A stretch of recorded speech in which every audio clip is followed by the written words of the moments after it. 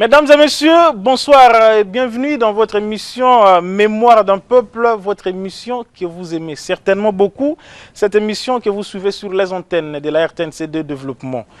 Je l'ai toujours rappelé, l'émission Mémoire d'un peuple est cette émission qui retrace les grandes lignes de l'histoire politique, économique, et religieuse, et sociale et culturelle de la République démocratique du Congo, de l'Afrique et du monde. Mais également, dans cette émission, nous avons une série spéciale que nous avons dénommée les parcours des grands. Dans celle-ci, nous sommes là en train de vouloir rechercher à travers nos invités qui peuvent constituer des repères, des références pour la jeunesse et pourquoi pas pour vous qui êtes en train de nous suivre à la maison. Aujourd'hui, nous allons revenir autour de ces mouvements messianiques africains, si je peux m'exprimer de cette façon-là, dans cette deuxième série ou dans ce deuxième numéro, pour que nous sachions bien évidemment qu'est-ce qu'il faut faire pour que les Noirs soient libérés selon la vision de notre invité qui est sur ce plateau. Tout de suite, vous devinez que nous recevons pour vous Papa Kusu Kiambunza Lampanda Nangola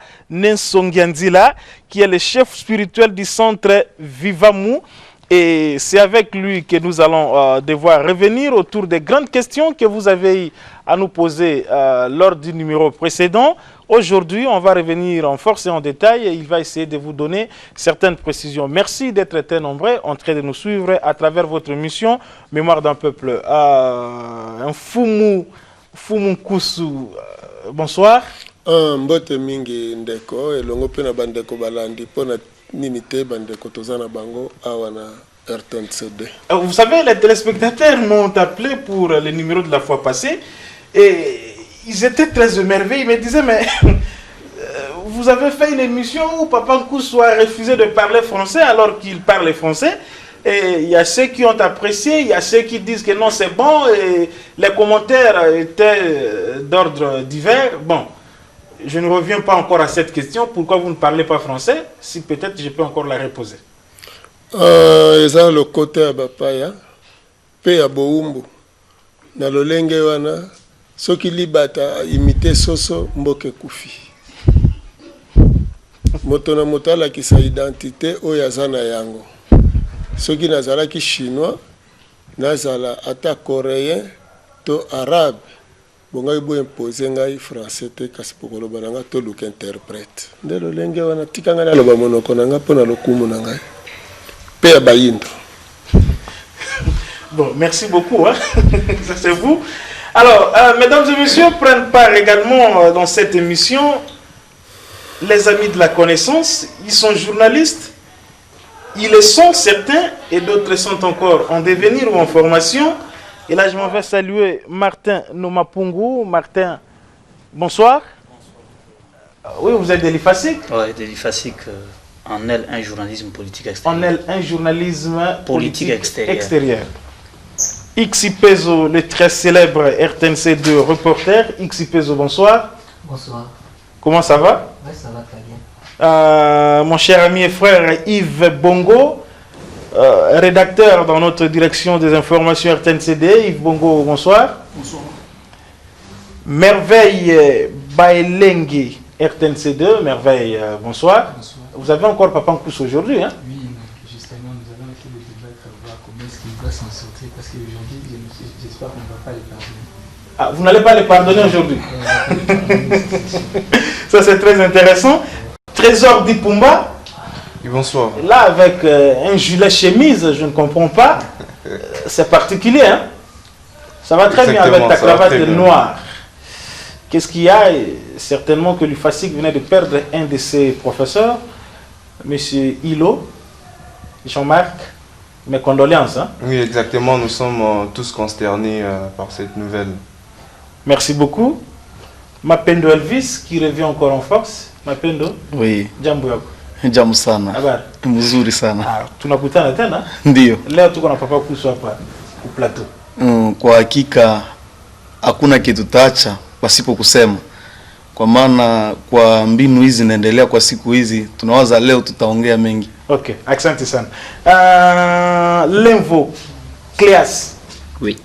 Clés. Clés. Ouais. Ça c'est pratiquement anglais ou espagnol, je ne sais pas.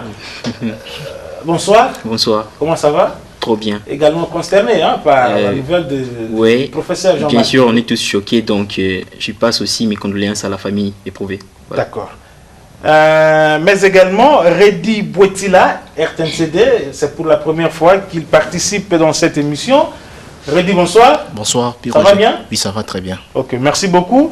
Mesdames et messieurs, merci à vous tous qui êtes branchés et qui êtes en train de nous suivre. Et là, nous allons commencer notre émission. Alors, Papa Koussou, vous avez dit qu'on vous épargne un peu de l'identité, vos différentes formations, tout ça.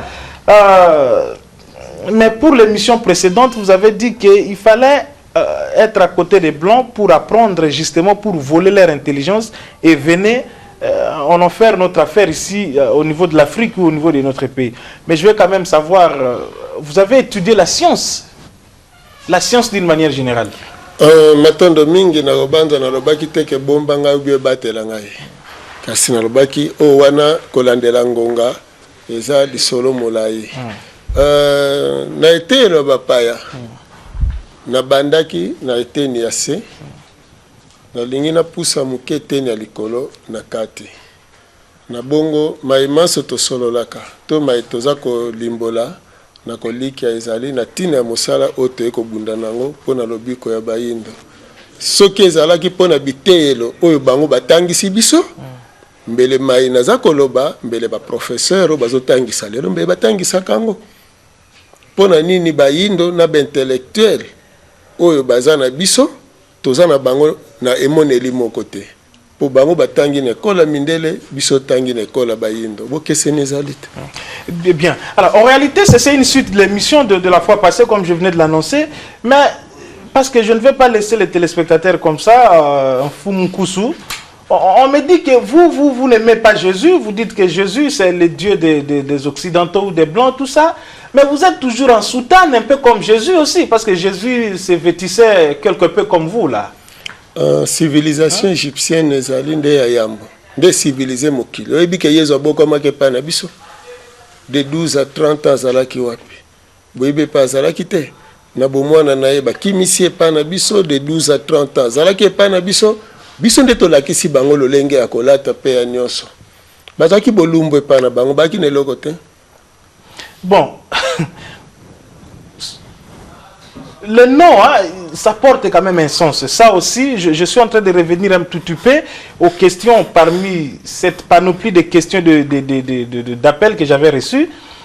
Mais vous vous appelez Papa Koussou Nkiambu Nzalampanda Nangola Nensongianzila. Qu'est-ce que cela veut dire? Et pourquoi c'est long nom comme ça? Esengele zala mulai kolandela tina mosala na ye na yango. Soki kuna Emmanuel ezalaki die parmi biso pe epai na biso moto na kombo na ye eza na tina lokola Papa Nkusu eza Tchaku te. Tchaku ndeka bokondi. Tchaku oyo interpretaka mayeba bombami po ya bimisa. Nde bongo Kiambu elembo ya oyo akokela. Elembo ya oya kokela Nzalampanda lokola linzaka ya boyokani to mosapi ya boyokani Nesongianzila nangola lokola sikoyo ngolo ya mbisi ka ngolo kako mbisi ya mai Songianzila molakisi nzela lokola bayindo babungaki esengela lakisa bango nzela ba okenda. Donc vous êtes molakisi nzela? Naza molakisi nzela. OK. Bien. Alors nous allons revenir encore un tout petit peu par rapport à comment la vision vous est venue. Et moi, peut-être la question qu'il faut vous poser, la vision par rapport au sens de votre élite, ça vous vient non seulement comment, mais qui vous communique cette vision-là? Je dis bien non seulement comment, mais vous recevez cette vision de qui?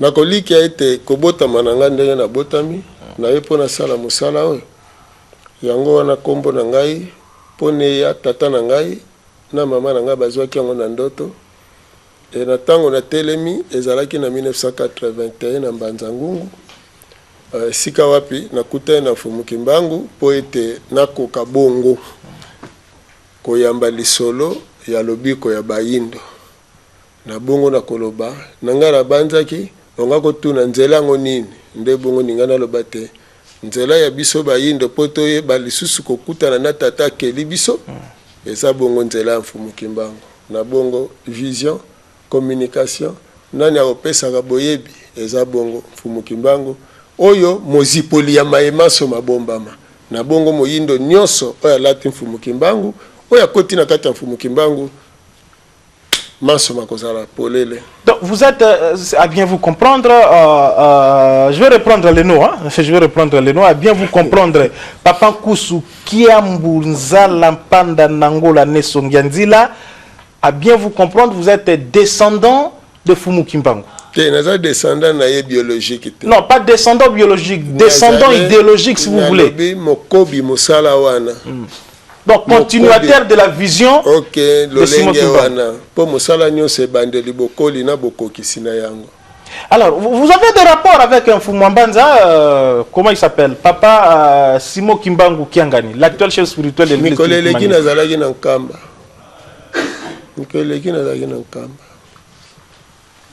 Donc vous vous entendez bien.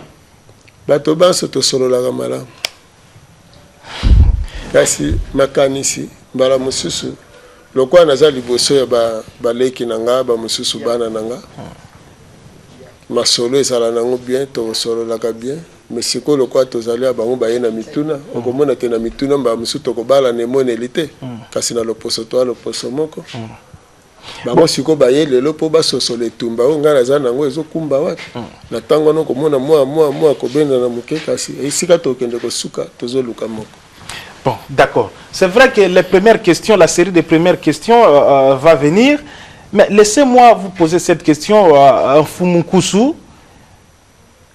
Si on vous demandait d'expliquer l'essence de votre vision aux noirs qui vous suivent maintenant, et même aux blancs que vous ne voulez pas beaucoup, qu'est-ce que vous allez dire? Nakoyebisa bayindo boy. Motonyo sakelami na Nzambe. Azali Nzambe. Na bongo soki Nzambe aza mokeli yo pe mwana ya Nzambe okozala mokeli po mwana niawo aza niawo alo toza bana ya baboti na biso na mosuni mena molimo tozali bana ya Nzambe baye baso basalelaki bokoko na bango oyo eutaki na Nzambe bango wana lelo tozokumisa bango po lelo ndeko bazolanda biso na ndako pour la télévision membala mususu caméra oyo eza ba européen te meza ba asiatique on a basambela Yesu te donc mutuna tango akomi na bonzambe na ye eloko akomona na kati na ye kokelande maboko na yo esengeli ebimisa mosala œuvre na yango alors motalata kanzoto musuni pona nini motaza molimo ayikolata nzoto musuni po abimisa o eza matériel vision na biso ezali moto moyindo azonga lisusu na bonzambe na ye. Moto moyindo azonga lisusu na bonzambe na ye, c'est presque le résumé de votre vision ou l'essentiel de cette vision, Papa Nkusu. Mais dites-moi, que représente la Bible pour vous? Bible eza mokanda ya mindele. Po batangelaka makambo na bango oyo bango bazalaka nango. Il vous arrive de lire la Bible?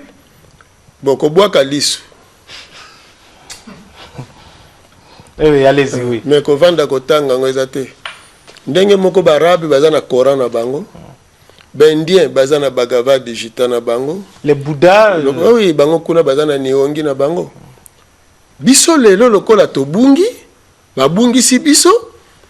To komana nu ya baninge komande nu na biso loso bango balobi biso bayindo peto koloba biso yango zomona bayindo bazoloba biso na christianisme biso na islam biso na hindouisme biso na bouddhisme mais soko tuni mundele akoloba biso na bible mais soko komi na Coran alobi soko tuni arabe na Coran akoloba biso na bible akoloba mais bayindo pasi na motindo wana pona ngai na réalité. Donc c'est pas un nous inclusif en principe, ça ne devrait pas être comme ça. Mutuna nous na ye. Nous les noirs. hein biso nde to civiliser mokili wana nous biso ba noir to sibisaki colonisation esclavagisme wana biso. Là, ça devient un petit peu intéressant. Sinon, les chrétiens risquent de s'en prendre à vous pour rien. Mais dites-moi un peu, à la place de la Bible, quel est le livre ou quel est le code, si permettez-moi, passez-moi cette expression, qui doit être là à la place de la Bible pour les Noirs? Quel est le document, tout ça? Messager nyonso yambayaka na message. Ata avant comme buku wato mukanda. Makanisi eza na mutuna yo nde yango nozokoma na papier yambo message sima nde bakokomango Yesu akoma esika nini mais lelo bazobeta masolo ya Yesu Moïse akoma te mais bazobeta masolo ya Moïse omoni likambo donc yambo liboso bo yamba message bososoliye sima bokokoma. Bon, ceci me vient tout juste à l'esprit et je trouve que c'est pertinent.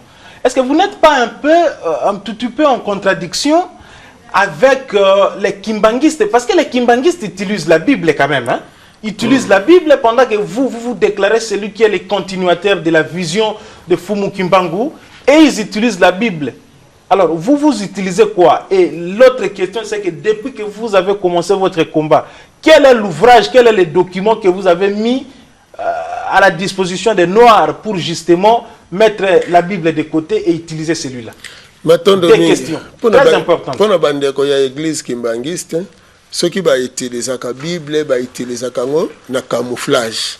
Parce que Jésus oya bango, oya église kimbangiste, aza Jésus oya ya marité. D'ailleurs, boyebi ke bango ba fête. Ah, et ils ont aussi l'air Jésus, hein? Mais Jésus à église kimbangiste ezali papa dialungana oya botami le 25 mai.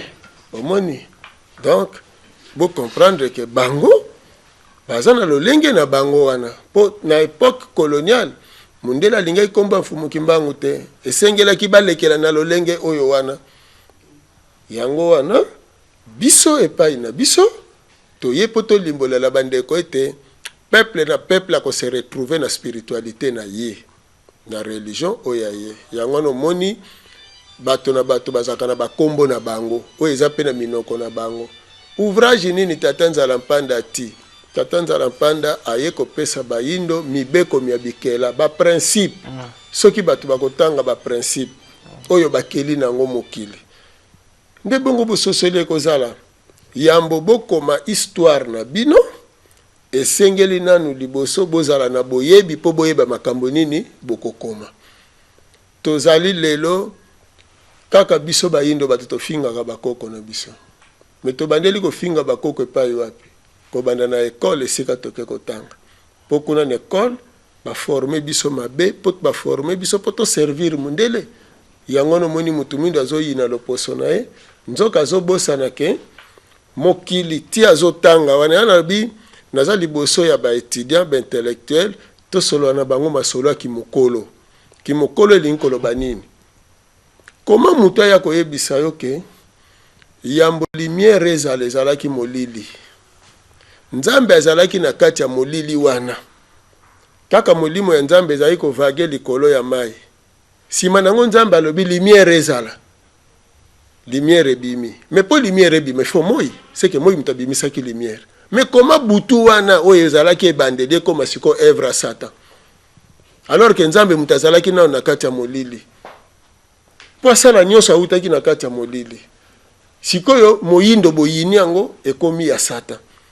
E mokolo baya kobetela kaye masolo ke nzambe na Satan bakabola nzambe azui moi la lumière eza nzambe butu eza Satan. Na ebite tokomi wapi? Hein?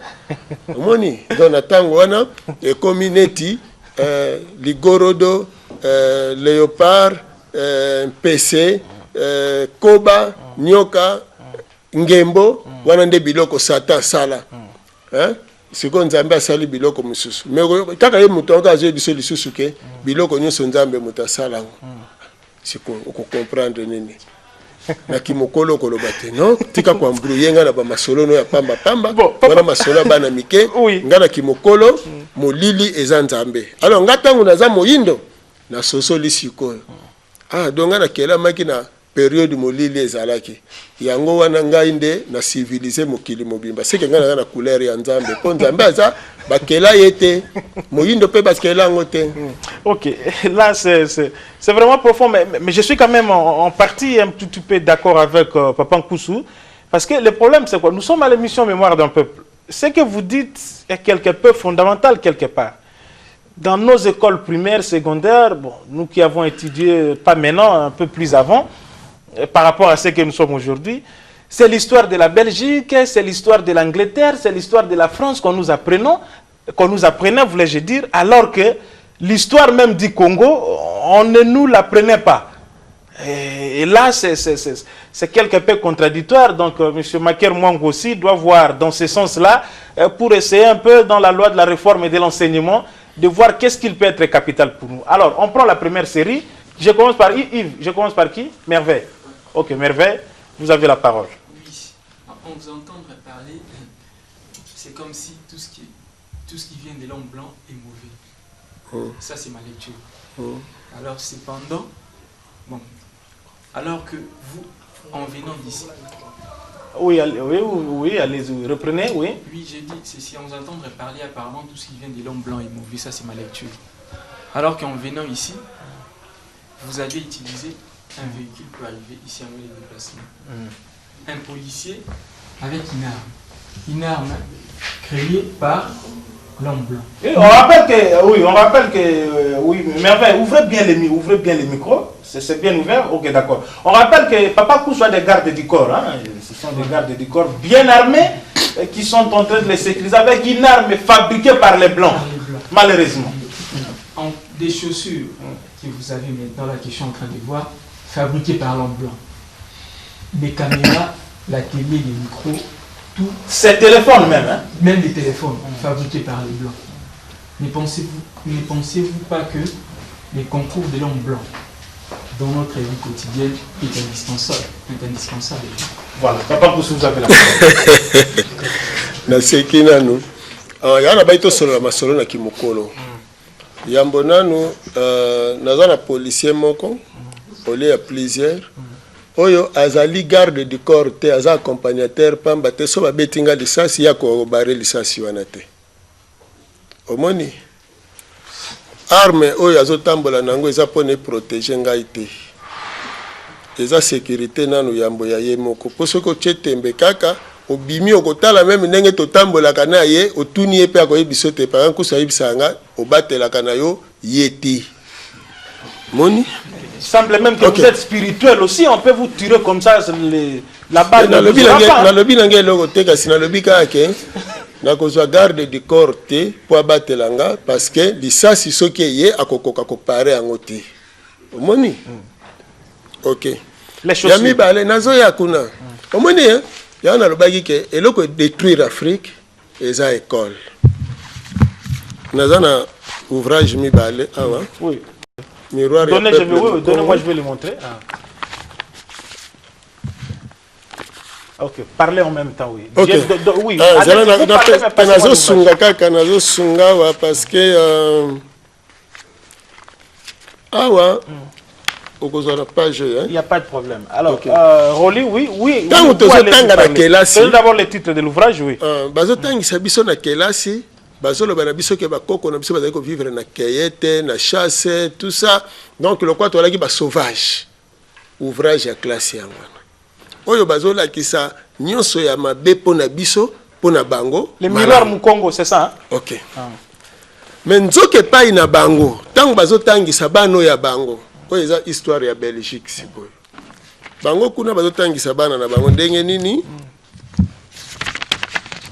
Papa na biso tangela biso na page 21 ne bandeli kaka wana en français hein tangela lopoto ko bakomi bango kuna batanga lopoto page combien vous dites page 4 na moniso 21 wana oui na likolo kaka wana la civilisation oui premier paragraphe alors que les habitants de notre pays vivaient dans un état peu civilisé dans la Belgique des peuples de l'Orient jouissaient d'une civilisation beaucoup plus avancée. Continue. Je continue. La civilisation des Égyptiens 3000 au 1er siècle avant Jésus-Christ est l'une des plus anciennes. Elle se développera dans la vallée du Nil. Un savant français, Champollion parvint à déchiffrer les nombreuses inscriptions hiéroglyphes gravées sur les monuments conservés. L'histoire des Égyptiens nous fut ainsi dévoilée. Ils adoraient le soleil, la lune, les étoiles. Ils pensaient que les dieux avec petit d s'incarnaient dans le corps de certains animaux. Ainsi les chiens, les chats, le bœuf, Apus, l'ubus étaient sacrés. Ils croyaient qu'après la mort, leur corps continuait à vivre tant que le cadavre échappait à la destruction. Ok. Balobi que civilisation égyptienne. Oui, Rolly, tu me prends le livre. Oui, okay. Oui, vous pouvez continuer. Nakata bukwana, balobi bien que ça n'était ni mokwana laksango sima. Tango biso tozalaki déjà civilisé, bango bataki nano bolombo. Si koyo eloko ya bilamba bolobi na basapato.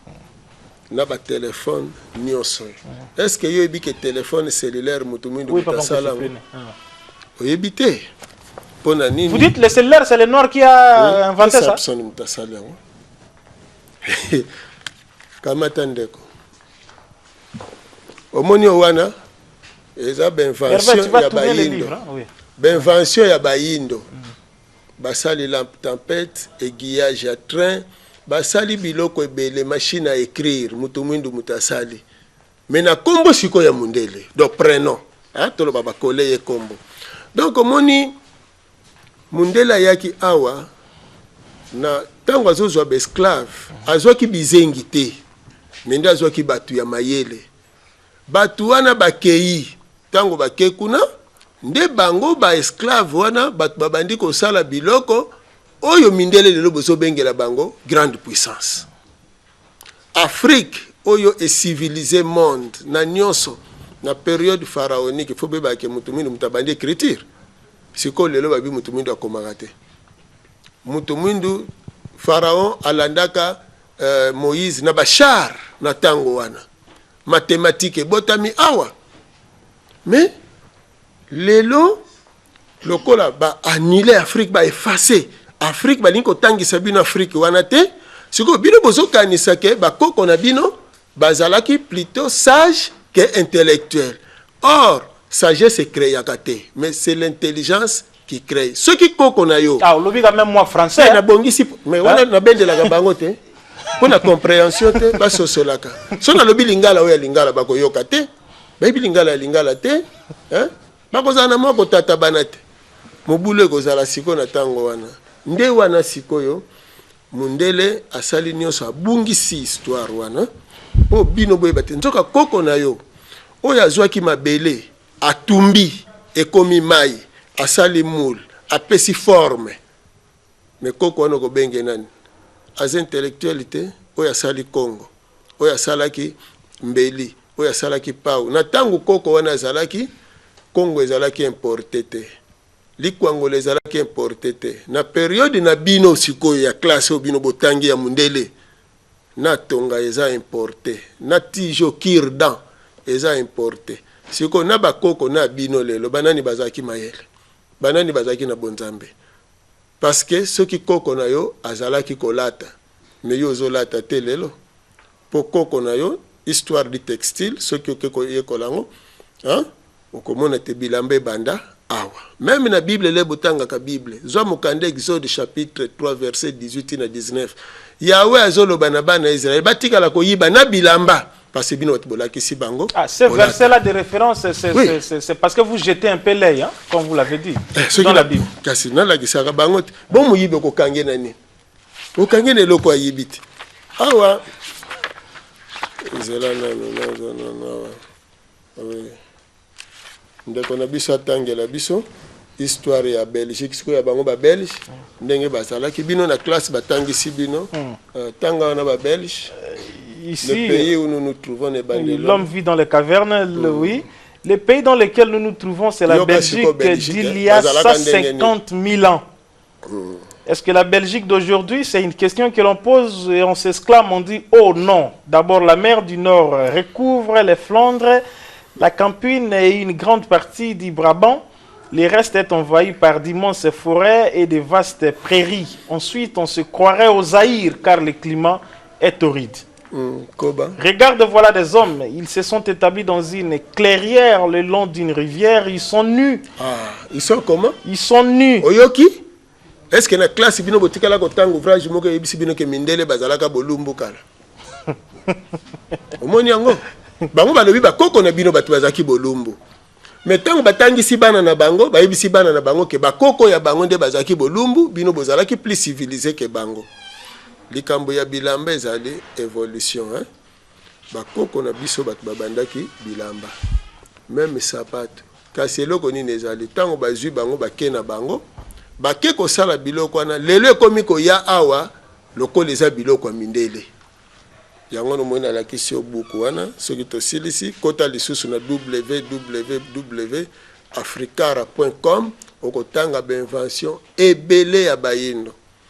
Alors soki ba chinois, ba japonais, ba coréen bazalaki na likanisi obino ba jeune bozana ngo lelo ya koloba te non kasi mundele mutalati siote osali boite toko inventer te toko évoluer te parce que tina lelo évolution ya bayindo ezate évolution scientifique eza na ba européen eza na ba asiatique lelo na ba Et les Américains? Oui, parce que bon ba américain mindele kaka bayindo baza kuna baza ba esclave Afrique mutetikali na suka. Mais oui, webi via mindele na bayindo na pot na nini na Amérique te. Hein? Esclavagisme eza forme lelo bandeko no ba na poto. Okondima ke baza ba esclave, mais bazo sala misala sorti ni na poto. Hein? Ok, c'est compris. Hein? On sait ce que les Noirs font en Europe. Oui, Yves Bongo. Ma question est celle-ci. Pouvez-vous nous expliquer de façon pragmatique votre vision par rapport aux visions prônées par Fumu Kimbangu? Et puis deuxièmement, les méthodes que vous cherchez à mettre en place qui ne soient pas tributaires à la lignée de l'homme blanc. Matondo mingi na kobanza pona kolimbola message ya Mfumu Kimbangu lolenge mosala ya Mfumu Kimbangu ezalaki justement aye bisabino maye bino boyebaki te pe bongo a réconcilier bino na Nzambe na oyo toye nango lelo okoki te ko déraciner pour no cultiver. Donc esengeli olakisa bato mbeba o mundela yaki na yango po mutu sikwa longwa den ayebaka deja ke mundela yiko kosa eloko ndenge na uti kolakisa awa nde na motindo wana tozwa orientation ya sika totambola na bokoko na biso omoni lokola ndenge oza wana soko zongi na kati na yo tozwa mwana muke na kokola ya mwana mais mwana kola abotamaka na dona ete classe est encadrement mais biso classe comme déviation lokola nde na utola kisawa batangi soki bakoko no bazalaki mabe alors que mutu il faut na relation spirituelle yango mona kozokende na nzela makanisi na yo ezokende ko changer kaka okanisaki mususu pusani kuno kanisi mususu nzoko yebite ke ti ozo vivre physique oza pe ko vivre spirituel. C'est qu'on a contact spirituel nde sika inspiration ezali. Alors bino bazo dévier bino juste na 12 ans 13 ans bolingi bokota siko na mokili ya responsabilité bazui ba photo roman bazui masanga bacheli bino ba film pornographique siko boke plus na sentiment elengi ya nzoto boboyi kokota sikoyo na sphère invisible oyo ekosunga bino po bosalela dona bino. Voilà, nde na lolenge wana etumba toza nango po nesunga mboka esunga bayindo bakoka bongo kokela. Et les méthodes que oui, ba méthode toza kotangisa mibeko mya bikela toza kotindika bato toza ko former bato puis bato na bazo kene ko former bato poto koma nesika oyo ba décider oyo kinde kona biso sika lobi na ministre que ministre soki tokoki kotala etangeli ya bana justement toza kosenga système éducatif esa nini ebongwana mwana azotanga na primaire eza école eza apprentissage mwana oyo akomi na humanité ezali professionnalisme po azwa musala.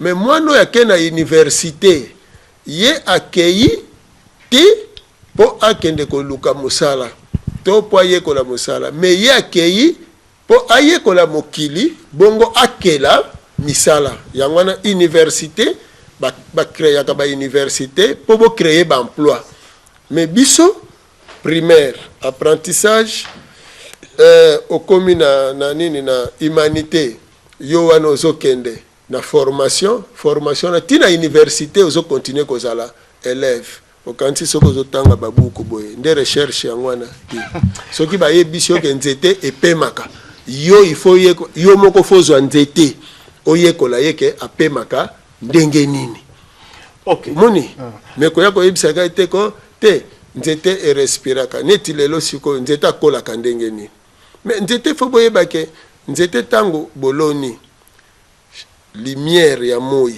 tango ebetaka vibration ezo créer aimantation aza ko attirer ye vers ye yango ezo faciliter sikoyo nzete po asise afiba pona nini bochaka mai esika nzete azali po aza na minu te ye aza komela aza kolia lokola mwana muke na kobenda omoni eze eloko sikoyo yo étudiant bayebiso te mais yo étudiant otiango na pratique oyekola yango comprendre yango etango ko comprendre yango ekodingisa bino po bokende kokela moteur ya motuka si eza moteur motema ya mutu omoni eza motema ya mutu. Ok, d'accord. Alors, mesdames et messieurs, je rappelle que vous êtes à l'émission Mémoire d'un peuple qui revient aujourd'hui autour de l'origine, de la naissance et de l'évolution de la vision chère à Papa Nkusu, cette vision qui concerne la libération des Noirs. Et lui-même a dit qu'il était celui qui est en train de continuer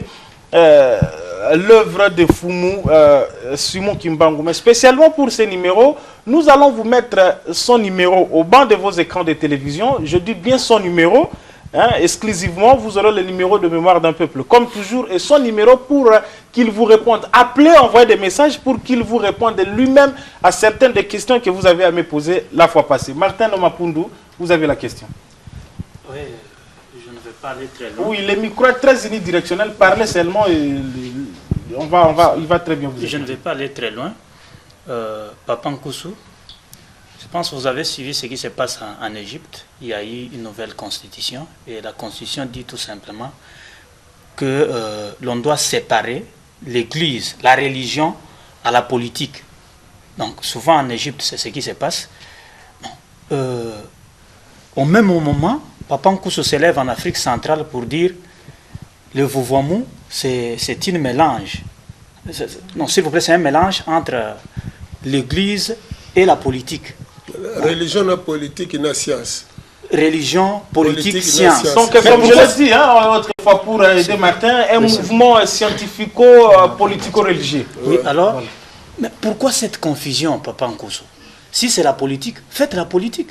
Si c'est la religion, vous pouvez continuer avec la religion. Pourquoi confondre les choses? Bon, ça c'est vous qui dites confusion, mais il va quand même répondre. Où est-ce que c'est Égypte? Yambona. Où est-ce Égypte? Yami Balé. Égypte même au bazolo belanami kande Égypte antique faut mona kango keza Afrique ko kanisaka te que Égypte ya pays au bakaboli na conférence de Berlin eza lokwa lelo lobaka Europe lobaka poto euti na Portugal mputulukeso donc lokola premier contact ezala ki ya ba portugais awa e bande kona bazako kanisa ke soko kenda nzela Europe okeka ka poto nzoka Europe ezala ki na ba subdivision nango. C'est quoi putulu quoi? Putulukeso donc Portugal. Ok. Alors, si kaoyo olobi likambo o ezoleka en Égypte. Mais ndeko nanga intellectuel ozali. Oyebite ke likambo ezoleka en Égypte, ezali likambo impérialiste. Baza ko linga te Islam. Bazo linga te Islam et konzamboka wana. Et à la tête les États-Unis Voilà, yango bazo linga sikoyo bakabola religion na politique parce que soki religion et kozala soudé na politique o bango bako diriger bakozala na difficulté parce que religion o ezali propre na mutu nde état de conscience na ye bango siko bazolo babakabola mais bango moko be européen si baza soudé na Vatican baza soudé na Angleterre omoni. Et le pape lui-même a cette double casquette voilà. Il est chef de l'État voilà. Et il est aussi c'est ça le patron de l'Église catholique universelle. Yango wana ndeko na ngai tala kokabola religion na politique na science te ndenge tozali awa ba dirigeant africain baza konyo comme parce que baza soudé te na religion propre ya bango. Na kati ya religion nde spiritualité na bino ezali oyo kolakisa bino esika tokomi. Omoni esika tokomi lelo Europe ezolela faillite. Siko bino bo kontaka na Europe. Bolobi monde est en pleine mutation. OK? Siko mutation wana bino boyebi ezokende wapi. Il fallait bo comprendre que pouvoir oyo ezalaki kodiriger monde ezalaki na Occident, siko ezokende wapi na Orient. Siko yo africain tango Europe akolela crise. Donc on ndima double colonisation, donc colonisation ya mibale ya ba orientaux ba ya ko coloniser yo lisusu. Lokwa ndenge babandi ko sala bino na bekole awa. Omona babandi ko tangisa bana bino ki coréen. Des écoles consulaires. Voilà, bozoye bateke bazoya. Ndeko na ngai zana yebisa yo. OK na Inde. Hein? Ba dirigeant indien baza na kati hindouisme. OK na kuna na Orient ba dirigeant wana baza na kati ya bouddhisme. OK na Moyen-Orient baza na kati ya Islam. Ba dirigeant européen bango nyonso baza na kati ya christianisme, sauf ba dirigeant africain batu baza na religion na bango te. Yango moni esika wapi bazo konza bango pe baza ko dicter bango na libanda. Mokolo boko se réconcilier na religion na bino nde bozongi sikoyo na force. Oyebi ke nzinga nku ateka mboko tanga fuka maki azwi batema mundele nde liwa ya Afrique. Hein? En tant qu'intellectuel, ça va marcher. Ok, d'accord. Oui, rapidement, Martin. Rapidement pour passer la parole aux autres. Vous dites que les Noirs doivent améliorer leur vie spirituelle. Comment vont-ils améliorer leur vie spirituelle selon vous? Martin Nomapungu. Longola kaka Martin, zwa monopungu wana. Nomapungu wana. Sikoyo banda kokota na contact na bokoko na yo. Omoni na kopesa bino exemple moko. Po bolingi ko embrouiller ba makam. Na mboko yo Congo. Tant que tu Zaïre, tant que Mobutu a sali politique à recours à l'authenticité. Mobutu avait raison, hein, Fumukusu, une parenthèse, il avait raison quand il a mené cette politique-là. Makasi, mais le professeur va déranger que ne s'il y a retour à l'authenticité, à tirer recours à l'authenticité. Est-ce que Zaïre, notamment le cardinal Maloula aussi, oui, qui a parlé de recours. Abundisa kango kutu makasi. Oye muta baby siku tuna makambo bien.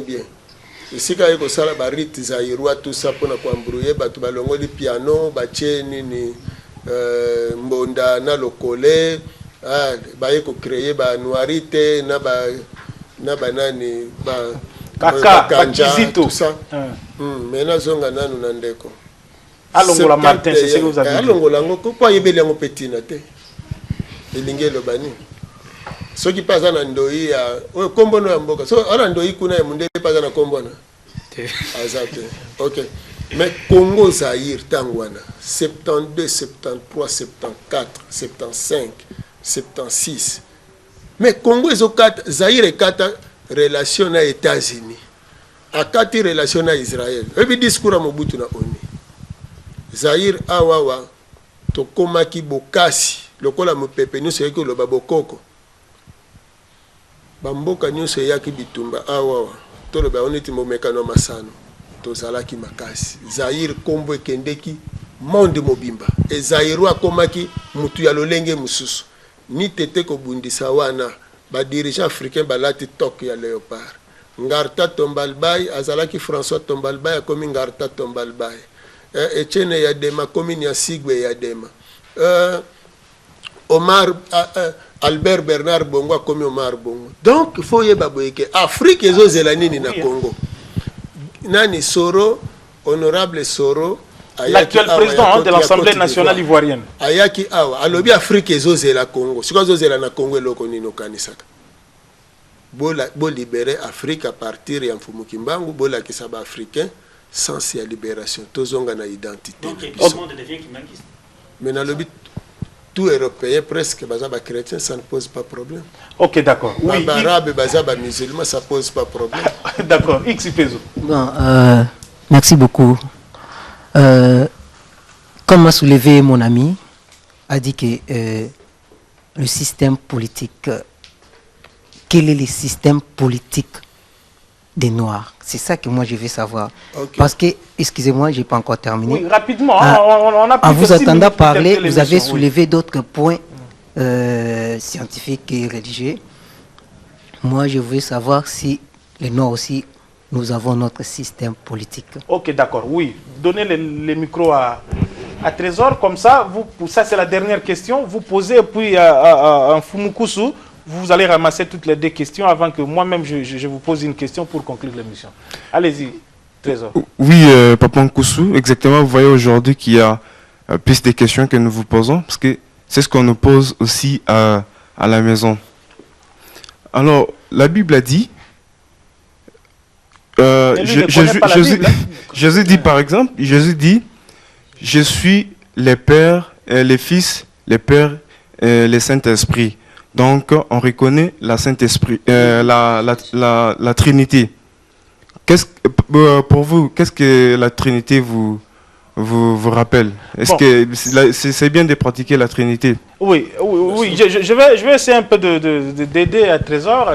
Ça c'est un débat très théologique, et encore que la Trinité, même entre les chrétiens, c'est partagé par ceux qui croient à la Trinité et ceux qui ne croient pas à la Trinité. Et donc, il veut tout simplement dire cette coexistence des trois personnes en Dieu. Pour vous, comment vous jugez ça? Et puis, X qui pose la question sur le système politique et des Noirs, où il y a deux questions. Allez-y. Système politique, il y a Bayindo, Ezali, un pour tous, et non chacun pour soi. Nazawana ponayo, yozawana ponanga. Donc, au lieu, ce qui n'est pas le cas chez les Occidentaux. Oui, même pas na bango kuneza bongo. Bazoko sabiso awa que chacun pour soi, Dieu pour tous. Eza lokuta bango kuna pona ni basali ba social et pas na bango. Hein? Bango mwana botami baza ko encadrer bazo sungai parce que ça utile la société. Mais biso botami kaka pona mama na ona tata na yo zala kuna. Hein? Lelo bano baza na balabala baza bana l'état en Afrique. Hein? Muta botami mwana azotanga lelo bango baza étudiant. Bazotanga pona bango to pona mboka. Baza ba journaliste bazo sala pona nini pona mboka. Yango zo mona même et pas mindele journaliste akoya espion. Hein? Parce qu'il a ko servir bobango kuna. Donc système politique ezali à un pour tous et non chacun pour soi. Hein? Au moni o bazosa o esala ka lelo ke groupe moko evandaka na Montfleury population evandaka boye. Hein?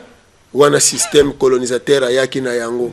Yakobetelaka batu moko maboko azotambola na mutu mais vous allez continuer, c'est ce que vous dites là est fondamental, vous allez continuer. On le voit, hein? On les a élus comme des députés nationaux ici, à Kalamou, à Matete, mais ils sont tous partis à ma campagne, Gombe, tout ça. Des jupes fumés, ils ne veulent même plus qu'on les appelle. Bon. Ça aussi, il faut les acclamer. C'est dommage. Hein? Nambongo na bino asombi mutuka fobetela ye maboko. Alors na yepo na Trinité. Ndeko na ngai na sepeli mingi na mbula poza nango. Bato wana tina bachaki Trinité wana po bakosa bino kaka no tata mwana na molimo mosanto. Mais ce qui tata azali, mwana azali fo mama pa azala. C'est comme mama nani. O babotani mwana wana. Posomona. C'est comme maman de molimo mosanto. Alors toye lisusu kaka na Trinité ngo. O soki kaka ye wana kaka Yesu ye wana ye mo kaka Nzambe. C'est comme mokolo Yesu akufa ka babomi ye. Nana c'est que Nzambe akufi. Siko na trône ya Nzambe nani a remplaçaki.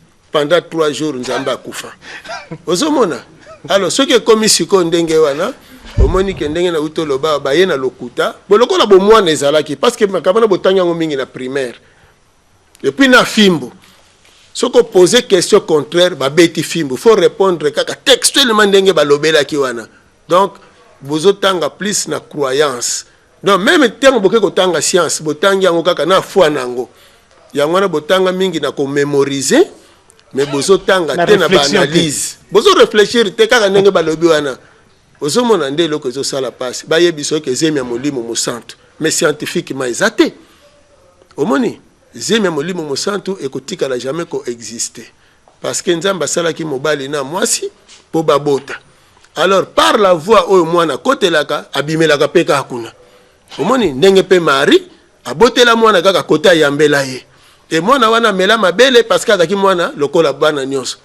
Omoni yangwana il fallait makamba ko bota na ye ebanda nanu na fiancé ya zu fiancé. Siko ba ko dessiner koko moko ke ko fiancé jeune fille. Nous sommes pas embrouillés makanisi na bino c'est comme que Joseph azalaka koko azokende ko battre alors que Joseph azaka menisier on a no balité aza jeune garçon À quelle confiance? Donc, jeune homme, à quelle confiance? Moi, c'est pas Papa Coucou, en tout cas, au niveau des questions, nous sommes pratiquement arrivés à la fin. Je des questions que... Oui, on va revenir. Hein. On a promis à nos téléspectateurs que peut-être... on aura... Oui, je vais pas vous donner la parole. Je vais vous donner la parole. On aura peut-être un troisième numéro parce qu'avec Papa Coucou, vous êtes vous-même Tchakou, comme vous avez dit. On risque de ne pas terminer cette émission. Alors, mais voici quand même... une avant-dernière question avant que je ne vous donne le mot de conclusion pour aujourd'hui. Chers amis, souffrez qu'on ne pose plus de questions. Est-ce que les églises de réveil aujourd'hui ont-elles contribué par rapport à l'homme noir dans le sens de votre combat? Toutes ces églises de réveil que nous voyons, oui ou non, et quel est votre point de vue? Et après la réponse de cette question, je vous donnerai la parole pour conclure cette émission et nous allons la terminer en beauté, Papa Coucou. Matondo mingi na kobanza tango zoloba Tchakou, loba Tchakou oya Tchakou penza. Oui, bien sûr. Tchakou oya Tchakou, atabo lobi makambo kama ye a interpréter oya moni ezali essentiel, voilà, c'est dans ce sens-là. Oui. Yango wana. Ba église oyo, ba église ya pongi, ba église ya sommeil. Parce que batu ba yebite e bimeli wapi. Omoni les églises de sommet, c'est comme ça que vous les appelez. Bien. Omoni oyo ba lobi wana contraire nango parce que le lobe église wana ezu ba jeune nyonso presque ba kotisi bango kuna. Et l'air bakangi ba jeune lelo soki bana batondi na balabala. Banani batondi si bana na balabala. Si eza ba église wana ekomi ko kanga batu nyonso bandoki. Na mamo ya boti yo kanga yendoki, wa melisa yo mabele. Tata na yo okendo kanga yendoki. Lelo ekomi kaka eloko musute batu bakokanisa ezaki ndoki ole biloko ebeba euti poto epesio malade te ezaka kaka bandoki osali kaka boy na mpuku batu bakomo kima na nyao be église wana tala moni be église wana euti boy pona betela bino masolo bien na mokuse rapidement e bandi na 69 tango ba moni ke tozokota na 70 période ya éveil ya nini ya Afrique. Nde mutaliboso ayaki makambo na Osborne na wana pont Kasavugwa yende mutayena makambo na abandi na liboso na mouvement pentecôtiste simanango église catholique après politique à recours à l'authenticité nda créé un groupe charismatique renouveau charismatique bilenge ya mwinda oyo bandi siko ba groupe de réflexion nde ba yeko bongo lango na ba groupe de prière soutenu par les impérialistes pour na ko embrouiller piste. Yango moni ba jeune lelo soko kimi masanga kuna na bar parce que eza ko déranger eza ko baby sa venir ba zusu bar musique yango ba ye ba kotisi yango na église donc ye ko récupérer yo susu côté wana donc baza ko embrouiller jeunesse yango na ningina sunga ndeko na ngai ke en tant que mutu il faut que ye baba âge mineur eza âge mineur âge majeur âge adulte pona mutu okoya te ko loba n'importe quoi. Et là, il faut analyser yango parce que aux Nzambe, aux mwana ya Nzambe, aux Nzambe koko gobete. Mutaye bisayo ke no biso no sto uti na Adamu na Eva. Mais Adamu na Eva soki aza mundele. Yo uti kuna te po mundele ba bota lo poso mususu te. Siko bondima ki enfer.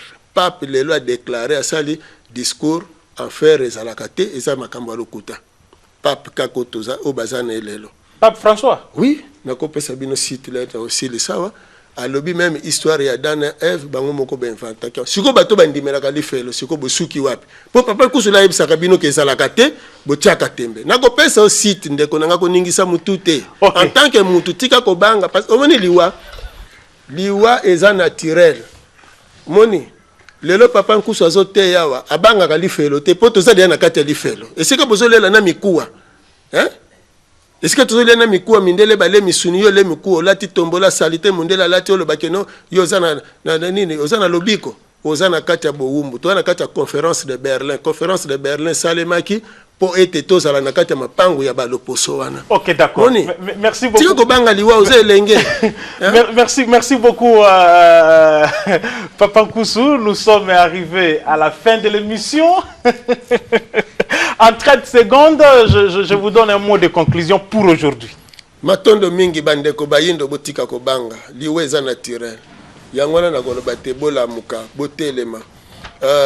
Oya linko benga biso na 099 99 36 611 099 99 36 611 lifelo ezate soki ezalaki mundele ye moko mutalinga bando banga ngo liboso et paradis boluka na bino ngote bonende boko kokela paradis pona paradis ezaka ba malala donc abondance ya malala avocat nini ba paipai albo banda kolona ba paipai banana ba avocat ebele nzale sili na boko li ebele. Merci beaucoup mesdames et messieurs, nous sommes pratiquement arrivés à la fin de cette émission hein. Merci à la grande assistance qui est venue aujourd'hui dans ce studio pour assister à ce que Papa Koussou est en train de dire. Merci à Freddy Kabengele que je vis là. Merci à Papa Lobola, le chargé de communication de Papa Koussou. Bienvenue Kachoshi RP. Président José Inenge, il a quitté la RTNC1 pour venir nous visiter ici. Grande équipe technique, je ne saurais pas citer tout le monde. Maman Bipendo aussi est là. Ils sont nombreux hein, pour assister à cette émission. Merci à Patrick Kachala, le réalisateur, le très technologique, Moulouba Mundo comme je l'appelle. Merci à toute l'équipe technique, Papa et Bézé, tout le monde. On prépare à cette émission. Martin Omapundu, merci beaucoup. Xipezo, le très célèbre, merci. Yves Bongo, merci beaucoup. Bokila Lokondo, Merveille Baelenge, merci. Trésor Dipumba, Mapendo Elvis, Lenvo. Clé Kless, et puis Reddy Boiti, la RTNC2, merci. Papa Koussou se met debout. Vous, on vous salue parce que nous, on danser, mais on ne les salue pas. Vous, on vous salue. Ok, merci beaucoup. Mesdames et messieurs, Mémoire d'un peuple, c'est la recherche et l'originalité. Merci de nous avoir suivis. On salue Papa Koussou.